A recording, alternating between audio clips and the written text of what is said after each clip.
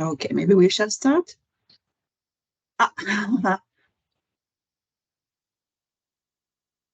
Okay, so we shall start. So hello, good morning, everyone, and welcome to this second Avenue webinar.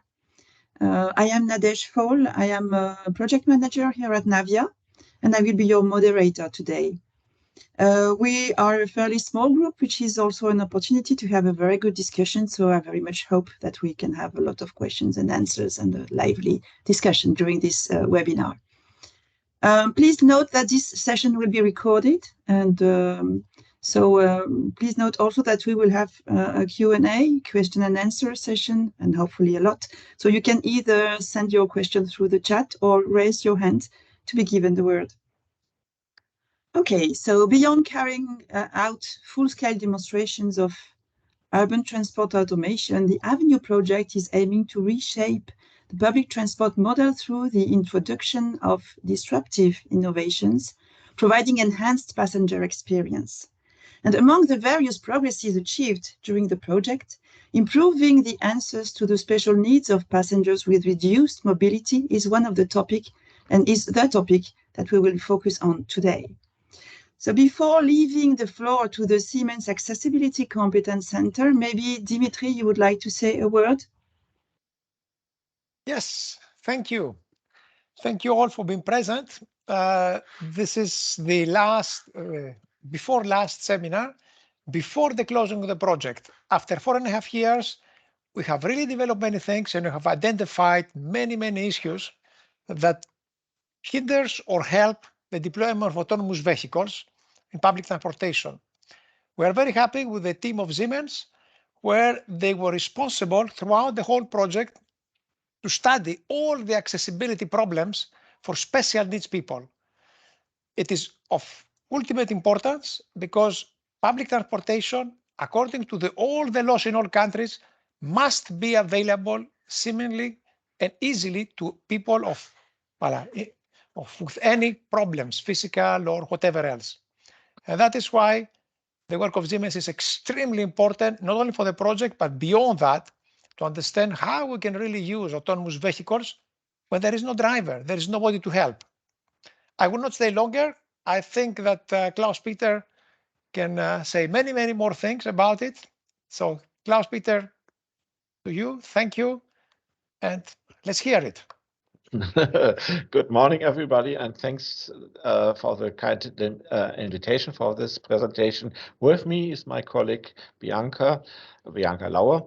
She is very new member of the Siemens Accessibility Competence Center team, and she will take part of the presentation. And please feel free to ask questions in the chat or for a discussion at the end, because persons with reduced mobility are, we'll say, the users of public transport, especially in the future of autonomous vehicles. And we will go through a little bit what are the requirements. We know many of these requirements from standard public transport, but what are the special challenges for autonomous vehicles? So we will give a short motivation. We will talk about the special needs. We will talk about possible solutions, and we will show you at the end a short video which simulates a little bit the situation and how it can be improved for persons with reduced mobilities. We all know many cities will become greener and smarter in the coming years. We also know in these cities there will be fewer cars on the road, and of course public transport will continue to grow, digitalized, optimized, and more flexible, and that means also more autonomous. But will this be beneficial for all users? That's the question. And we see big new barriers arising due to digitalization, due to technologies, and of course, we see also some major challenges for autonomous vehicles. To give you an example, one modern development are the e-scooters, which are rental and all spread over the cities, and they are really a disaster for persons with visual impairments or mobility impairments. That means wheelchair users. So we need, in this simple way, solutions to come over this.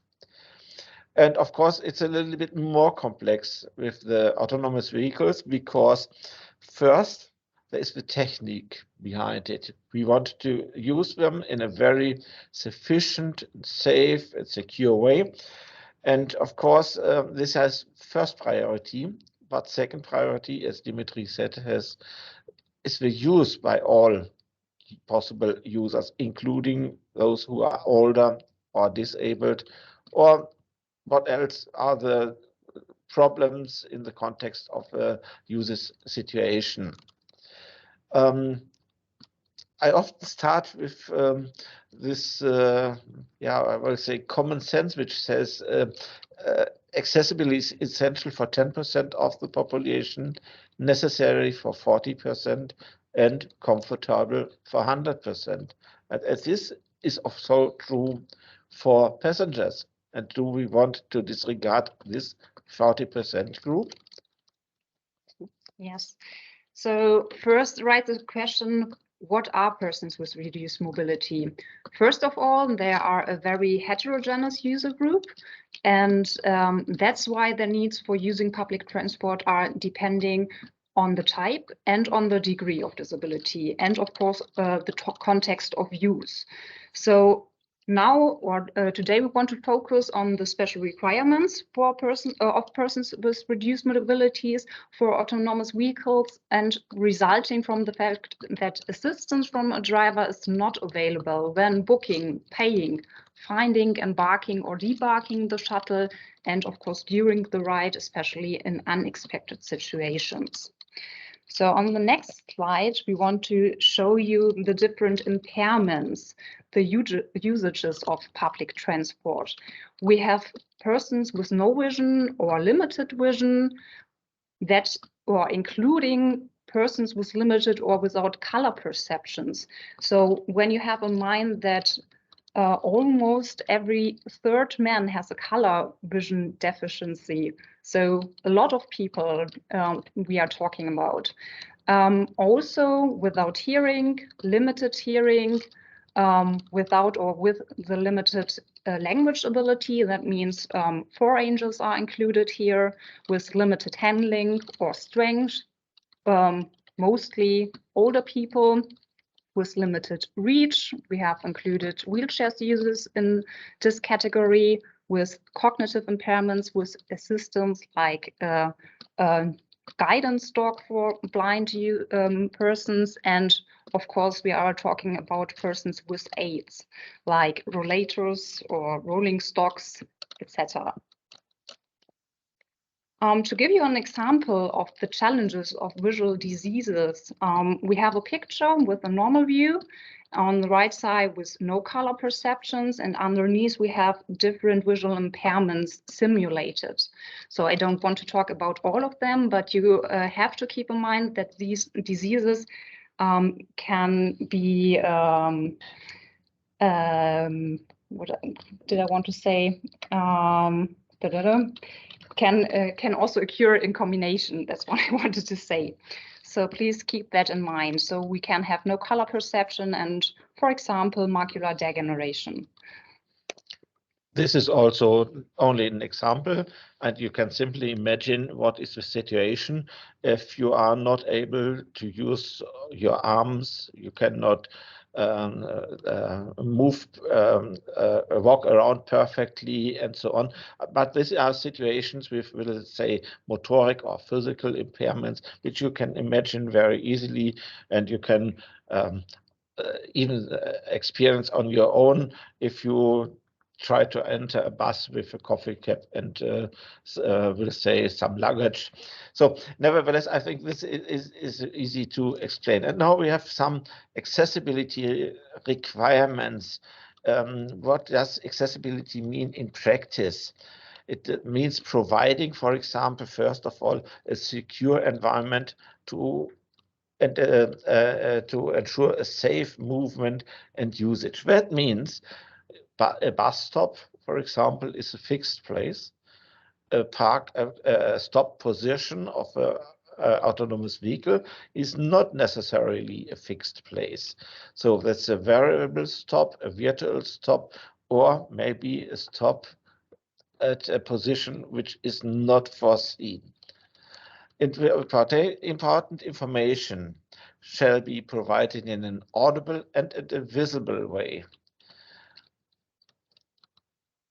We have to take care that buttons for operating, for interacting with the vehicle as well with the environment shall be reachable and tactile markets who can identify with the touch on the button what is the operation behind it. And of course, you need feedback if you have operated the button successfully or not. And of course, that's the traditional recommendation, good, legible, high-count displays at high level. That means at a visual angle, good loudspeakers, and so on are requested in all vehicles, of course, especially in the automatic vehicles, autonomous vehicles. Additional barrier-free mobility apps can provide all this information and also can trigger operation. That means they can trigger services, and I will provide at the end some example how this can work, because this mobility application does not require the operator to move to a certain location, for example, to open the door, to ask for a kneeling service, and so on. It simply helps to remote control and get remotely the service. This will be an essential approach, which will be more precisely defined in the next slides. Now let's move to the tasks of persons with reduced mobility who is going to use public transport, especially with the autonomous vehicle. First of all, we have to consider the way to the bus stop. And to support this, that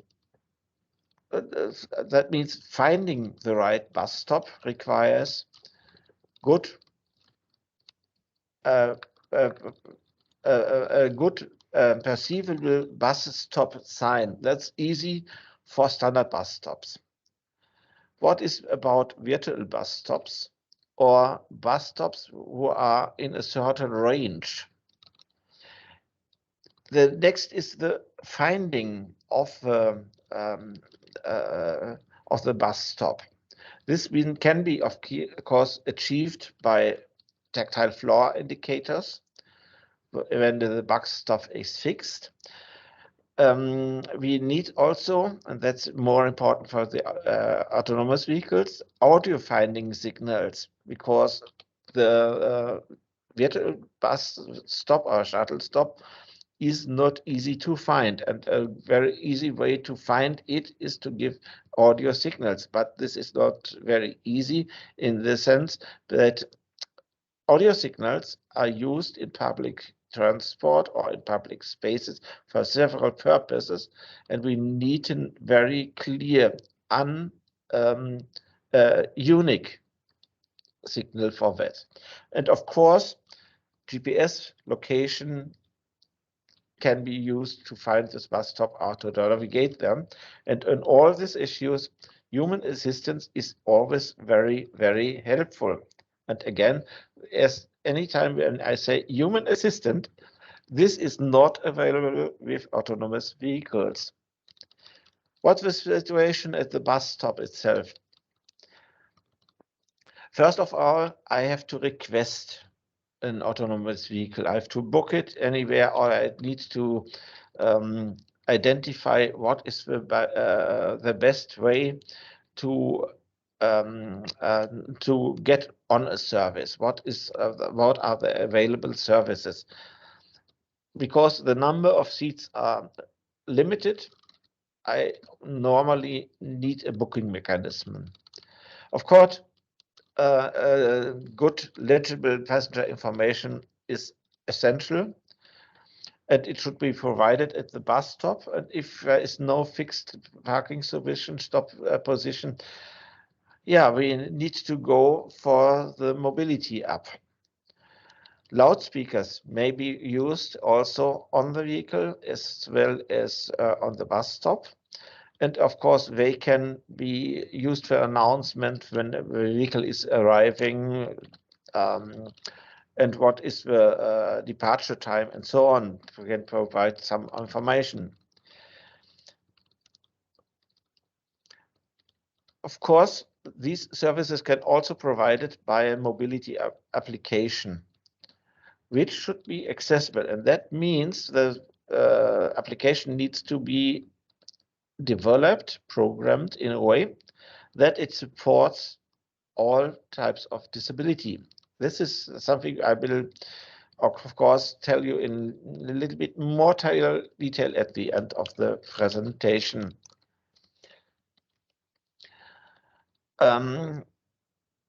Many issues like the request or operating our services in the vehicle are also available via buttons.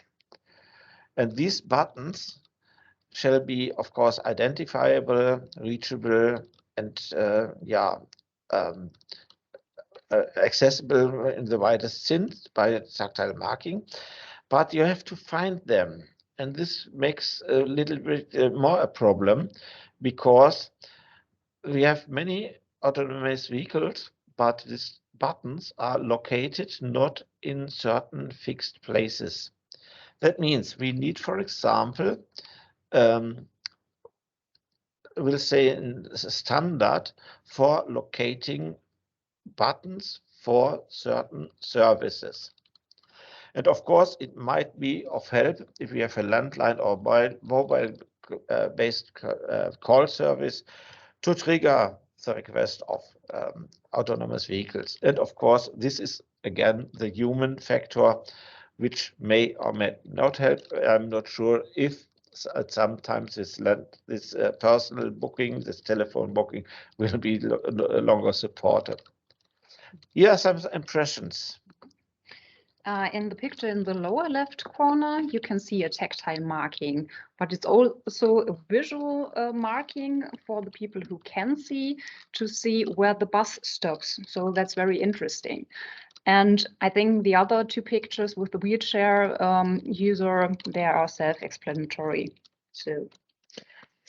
So now we are at the bus stop, and the vehicle has arrived. Now the question is identifying the right vehicle, which I requested, because maybe there are several vehicles arriving in a certain order or non-order. I have to identify the right one. And of course, with this requests announcements or good readable displays, that's also the same. We can use GPS or Bluetooth technology to trigger arrival notifications. This is, of course, related to the mobile application, and also the human factor is still a reasonable one, because if there are more passengers waiting for something, you can talk to them, and the human assistance is always a good fallback and a good alternative. So entering the right vehicle requires, of course, something like door opening. We call it sometimes the metro mode of opening doors. This is not so important for small vehicles, because you have only one door, but we have also vehicles with 2 or 3 doors. It depends a little bit on the size of the vehicle. And this requirement always open the doors when arrival is a little bit a disadvantage with the use of a possible available ramp. So the door with operating ramp shall not be opened automatically. It's again the usual question, how to find the operating buttons outside of the vehicle for operating the door, or requesting, for example, service for kneeling or for ramp services. And these buttons need, of course, to be visible or tactile markings. You may have seen this at buses in your city where these buttons are marked by certain stripes of color or certain tactile stripes which are perceivable with a white can. And what is also very important is the audible warning signal when, for example, the ramp is in operation. And of course, all these service requests like ramp operation, kneeling, or door finding signals can be triggered by a mobile application.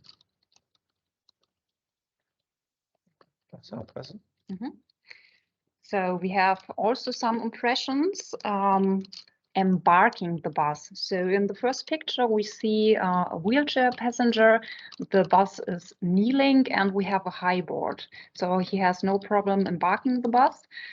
In the second picture, instead, we have no high board. And so the wheelchair passenger has no chance to get in and out of the bus.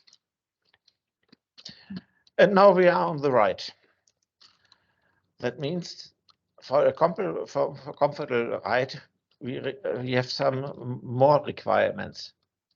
Easy to find seats, and that's important for blind or seniors with senior travelers with walkers.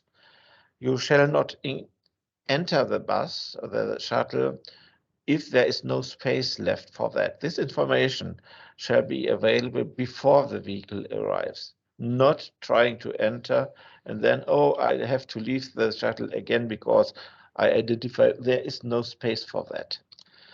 The next one is very self-evident, but it's a usual pity because you need appropriate numbers of handles and handrails and grips. We were at the InnoTrans exhibition some weeks ago in Berlin, and in many public transport vehicles, these grips and handles are reduced and sometimes even missing. And this is a very strange development from my point of view, because we need these safety issues for persons who are not so mobile. A secure area with mounting equipment for wheelchairs, for walkers, for PRMs is very important. And of course, the information provided on the vehicle, again, should be good, legible, and should be, of course, announced as audible information.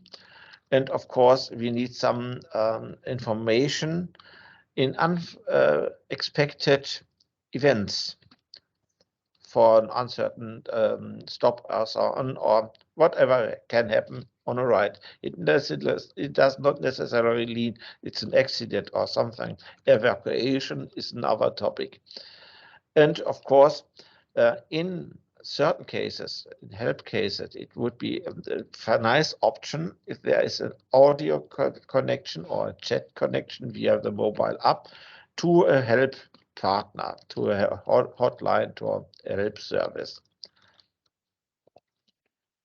So at the end of the story, we have to leave the vehicle, and the requirements are a little bit similar to that when embarking this vehicle. just-in-time announcement of information. Where are I, and what is the surrounding situation if the shuttle stops at a virtual bus stop, and we need some description on the situation. What does the passenger expect or will approach when leaving the vehicle? This is very important for visually impaired persons. Again, we have this issue with buttons. We have, again, service may be requested by the mobile application. That means stop request, kneeling request. And of course, we need warning signals, and especially the human aspect is also very important when leaving the bus, and the bus, the person has to move, we'll say, across bikeway or something like this. Some impressions? Yes, just some impressions on the seats of wheelchair users, but I think also self-explanatory. All these many issues are examples, which of course are adapted a little bit to the autonomous vehicles. A general standard providing an overview, a very complex overview of user needs, is available since August of this year. It's a German standard, DIN 13278, which also is published in English language. It's smart mobility for persons with reduced mobility, functional approaches. The slide gives you a short overview about the chapters, and you will see there are, of course, on one hand, recommendations on the app. Secondly, recommendations on the situation of public transport, divided into buses, into railway vehicles, rolling stock. And of course, it includes also a chapter on special requirements on autonomous shuttles. It also deals with acoustic signals in the public space, because we have exactly a lot of more acoustic signals than door finding or ramp operation. We have acoustic traffic lights and so on.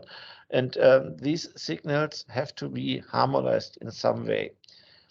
And the services which you can trigger by a mobility app, of course, need some organizational issues. Not everybody shall use these services. You need security and data protection issue. These are also covered in the technical clause of the document.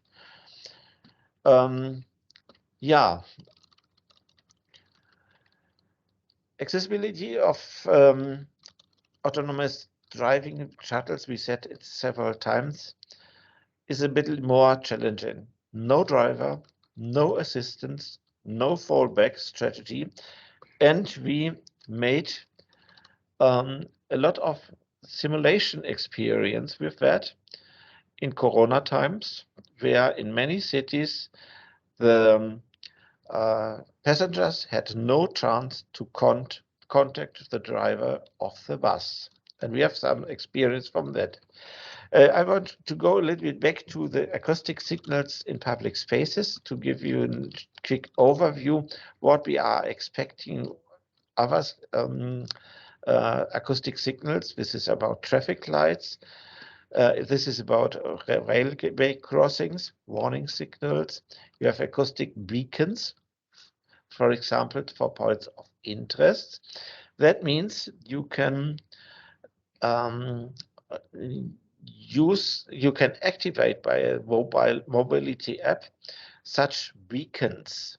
So they are located, for example, at the entrance of the main station or at certain points of interest. And if a blind person approaches this location, the application automatically activates the acoustic signal, and you can simply use your ears and follow the signal and find the way to the entrance, to the lift. Yeah, but we of course also are testing warning signals for e-scooters. We are testing warning signals for electrical vehicles. And we have warning signals for vehicles which are driving backward.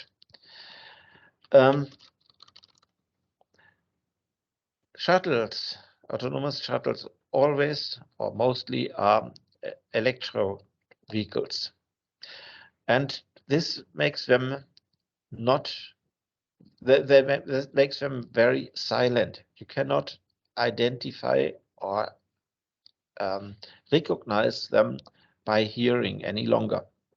So we have to think about how to make them hearable and to provide acoustic information on the status. For example, this vehicle is waiting, but not in operation, you cannot enter. Or the vehicle is slowly approaching a certain position. We have warning signals because the vehicle is going to start, for example. So there is missing a standard, a European or international standard, how to harmonize these different acoustic signals. And this is a very, very important issue we need to work in the next futures. I always talked about the accessibility of mobility applications. That means these applications need more accessibility as a standard application on your smartphone. Maybe you have already tested on your iPhone or Android phone the assistive functions, and if the software is properly implemented, the display can adapt it to color brightness. The screen may be enlarged like a or can we read out? You can operate the device with only one hand or with touch problems and so on. So we have a lot of functions supporting accessibility in modern smartphones. And if the application follows some of the important accessibility rules, this can be very easily achieved. But of course, this has to be dealt with software developers at the early stage of the software development, not please at the end.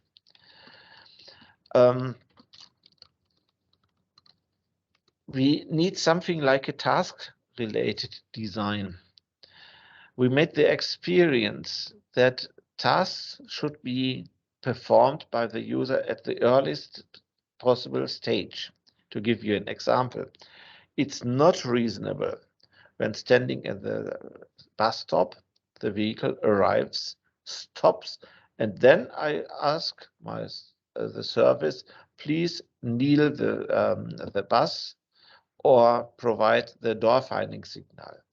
This function shall be pre-programmed so that in this time-intensive and dangerous situation, no interaction is necessary with the mobile phone. These services are pre-programmed, and of course,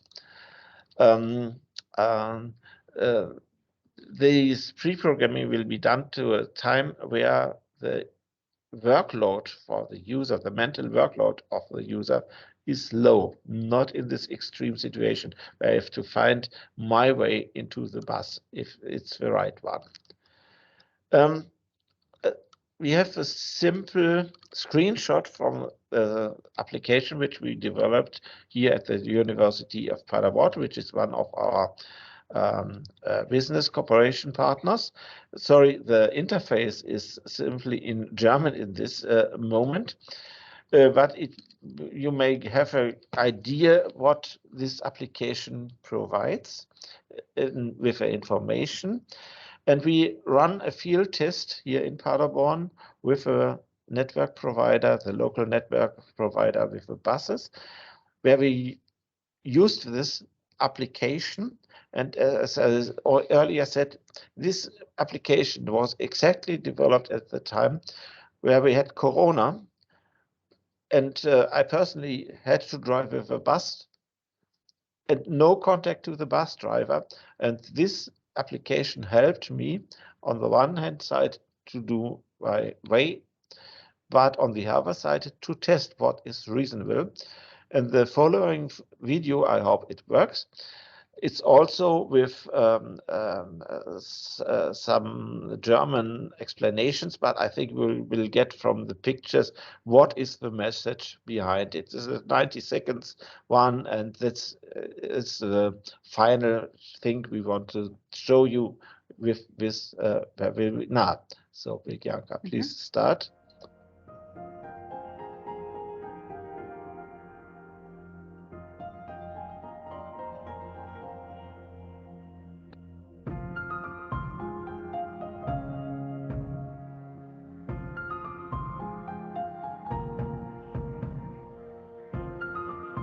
Mein Name ist Klaus-Peter Wegge und ich bin technikaffin.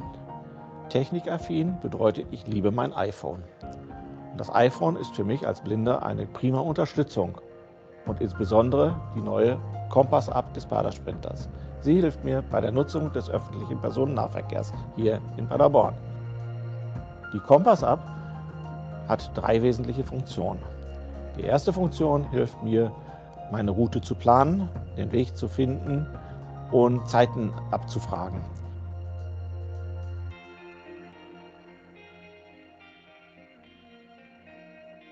Die zweite Funktion gibt mir eine Monitorfunktion, das heißt den aktuellen Fahrplan für die aktuelle Haltestelle. Nächster Halt, Freibad/Zwischenplatz. Und die dritte Funktion, das ist eigentlich die wichtigste, ist eine Art Radarfunktion.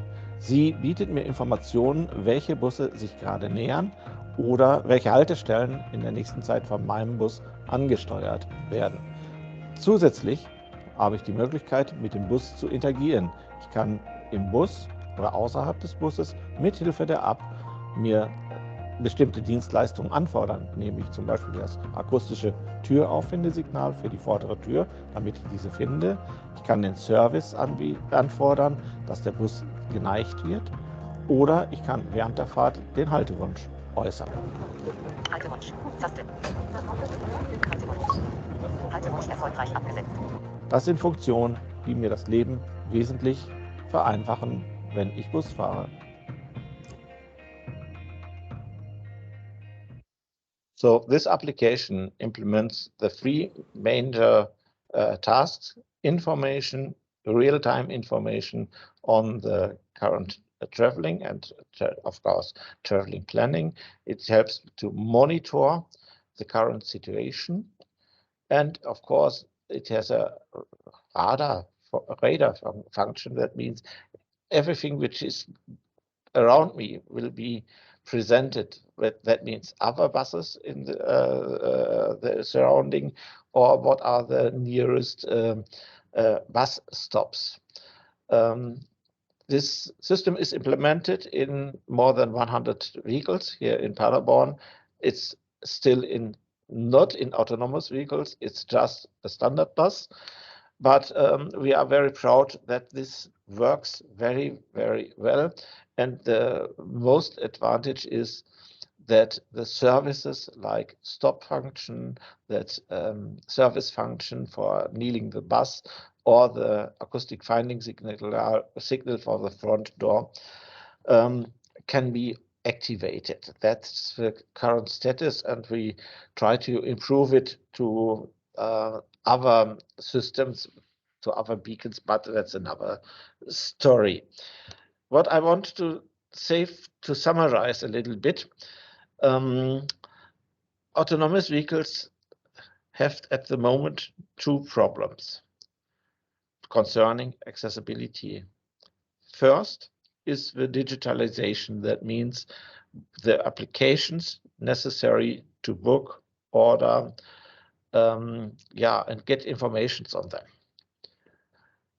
This is, from my point of view, something which is easy to do because we know what is necessary to do it in an accessible, in a barrier-free format. To do so, we have a standard for that. That's a European standard which provides information on ICT accessibility. That's the famous one, EN 301549. On the other hand, I see a lot of problems in the mechanical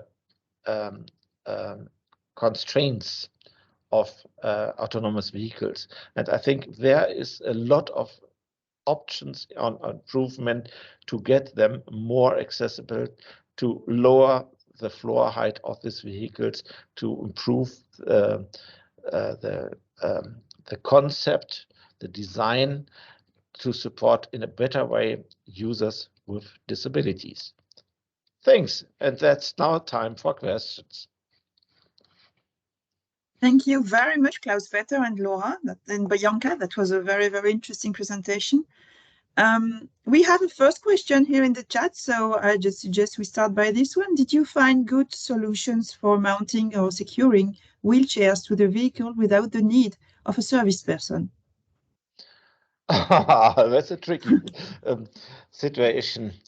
I think,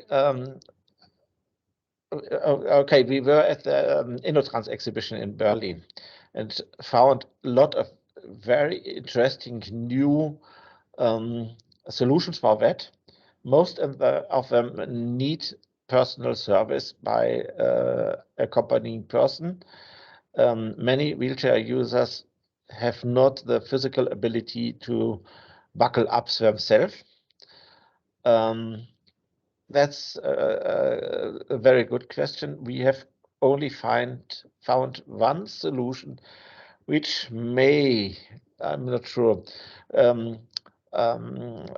be a solution which can be used by the person itself. It was a strange framework of handles where, I don't know how to describe it, where the person was on a very, very small room, so the person has to move backward in this very, very narrow space, and by moving backward, there was no way to fall in the right or to the different directions, except the way you came in again. So for the person who did this question, I can send you perhaps later a picture of that. So this problem is not solved very well. There are good solutions of fixing, for example, walking frames and aids like that. Okay, thank you very much. We have a question. Guy has raised the hand. Maybe you can turn on your microphone, Guy, because I cannot do this for you. I don't have the hand to do that. Please. Yes. So, hello. Thank you very much for the nice presentation. I have a question about digitalization. So you were on one side criticizing digitalization, and on the other side saying this is a smartphone is for you for three reasons. The most important support to for traveling and having a safe journey. So this means that automated vehicles are not ready for this, or the software is not ready for this, or are you against these solutions? Oh, I'm not against this solution. Don't worry. No, I'm really demanding the interfaces to the vehicles so that such mobility applications can connect to the vehicles. We have this development also, by the way, in rolling stock, where we have more and more services from the vehicle to external applications and vice versa. There are some interfaces available. with all the problems of such interfaces, they are not commonly agreed. They have, or they may have security problems. And I think these interfaces are absolutely not necessary for autonomous vehicles. So a clear request, I think digitalization is a good solution. It is extremely helpful, but we need more support, and we need, of course, these mobility applications in a way that they are completely accessible, and that's also for other public transport purposes not the usual case.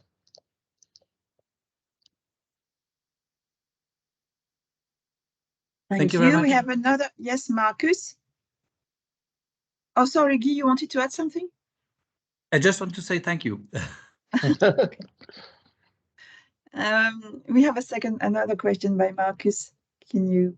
Yeah, hello. So have you made any experiences with audio signals during the ride inside of the vehicle? For example, a signal indicating that the shuttle is detecting an obstacle or approaching an obstacle in the surrounding to warn for potential brakes or warn for a hard brake. So blind people, but also people who can see but don't look in the environment, know that the shuttle will make a brake or something else. I know of such tests, but I'm not sure if this is reasonable then, because at some stage you will have too much audio signals for different reasons, and you have to distinguish the purpose of the audio signals. So I'm not very, I think the user will not understand such audio signals for urgent brakes. And this is, of course, a question which is not only related to autonomous vehicles, it should be also related to standard vehicles like buses or trams, because there you also have urgent brakes. So I'm not sure if this has to be more analyzed. It's not only about brakes, because on buses you can predict brakes, but when we drive with our shuttle, the people are often confused about the sudden movements of the vehicle. If it brakes a bit because the car which was overtaking is too close, they sometimes shake a bit. And if the shuttle would have something like, if you drive backwards with your vehicle and your car is beeping, something like that for environment. But I think you're right that sometimes it will be too much audio signals. I did many rides at different locations where autonomous shuttles were tested, and I found this additional acoustic signals. Some vehicles had these additional acoustic signals, were a little bit confusing. So some are only understandable if you have an idea what's happening around. For example, we have to move around a parking car. This information, this additional information is missing. So the acoustic signal alone is not what we require. We need, we'll say, some information which is related to acoustic signal, and sometimes it will be too much information. So maybe, but that's a good idea. I will take it with me for maybe a follow-up project or for other analysis. Maybe in, we'll say, urgent situation like emergency brake or something, this could be helpful. Okay, thank you. Thank you for this idea.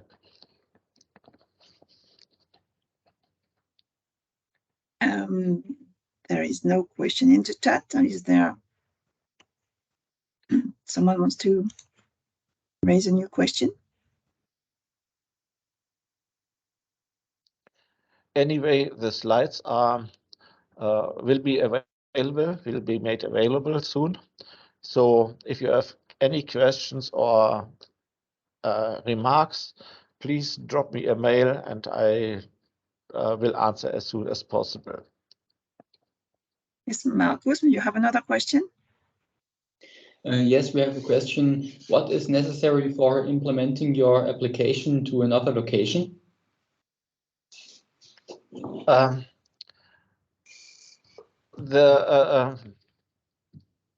Meanwhile, this application is commercialized, and it is no, we have at least two versions of the application. One is a commercialized solution, which is depending on just a second. Nee, die andere. No idea. By a commercial company, I will provide the name afterwards, which is providing passenger information systems for buses. That means visual and acoustic signals. And the precondition is that the buses are equipped with Bluetooth technology. The detection of the vehicle and the information exchange with the vehicle is done by Bluetooth, not by internet, because that's not the safe way to do it by internet. And the range of the Bluetooth is sufficient for that.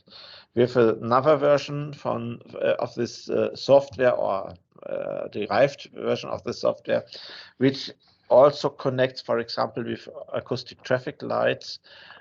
So when you leave the bus, it automatically activates the acoustic traffic light nearby if you want to cross the street, or it operates, for example, with certain lifts of some companies. This is in the test phase. When you enter, for example, a station, you have an acoustic signal for identifying the lift, the location of the lift, and then you can operate the lift by the application, because many lifts at the moment change to touch operation, and that's the next barrier. So this is more playground at the moment, and we'll continue with students from the University of Paderborn, but this is just a test field.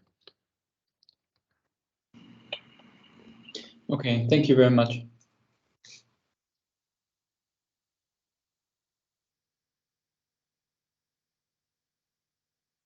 Any other idea or comment or question?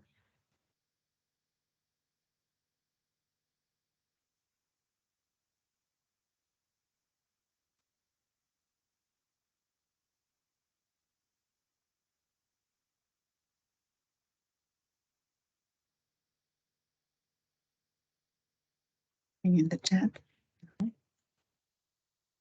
As the name of the company providing this system commercially, it's Geo Mobile in Germany.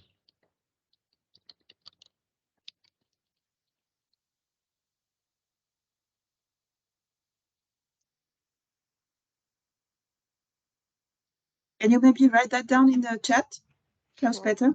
Yeah, just a second.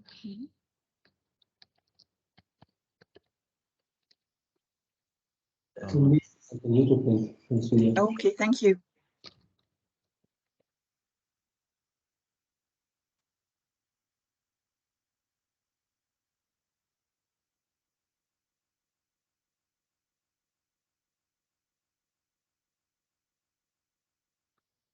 Anything else? We have 3 minutes left.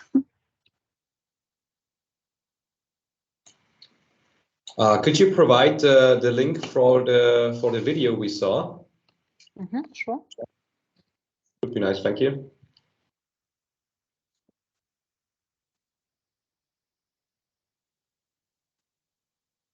This just was an advertisement video for the local bus network provider, and of course Geo Mobile, and yeah.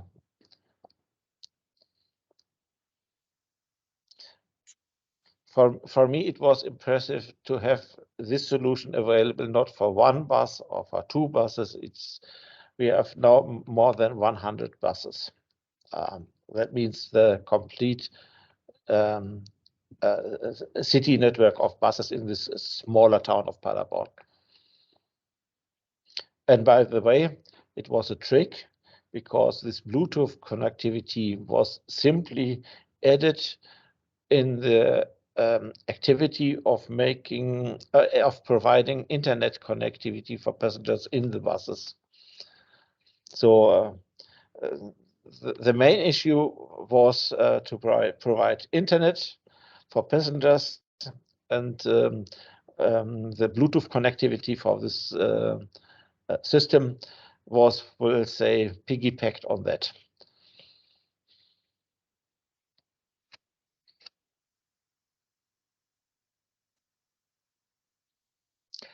Yeah, okay. So, as I said, if you have any questions, even after the Avenue project, which is now successfully going to be finished, so please feel free to contact me or Bianca, or from the project, my colleagues, of course, Markus, Matthias, and Linda.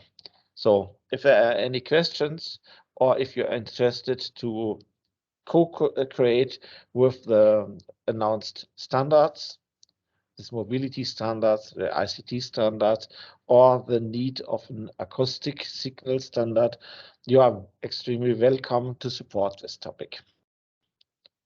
So thank you for listening. Thank you very much. Thank you for managing this meeting. Thank you very much, Klaus-Peter and Bianca. Thank you all. Thank you. Thank you. Thank you. Bye-bye. Bye-bye. See you. Bye. Thank you. Bye.